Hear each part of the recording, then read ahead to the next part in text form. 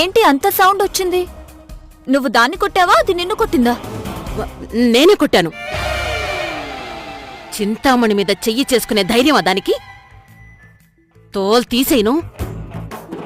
పద కిందకెళ్దాం. మేడం, ఒక ఫోన్ చేసుకోవాలి. చేసుకో, నేను ఒక నిమిషం వాష్రూమ్కి వెళ్ళొస్తాను.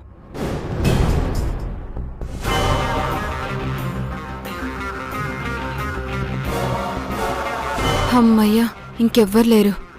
రండి.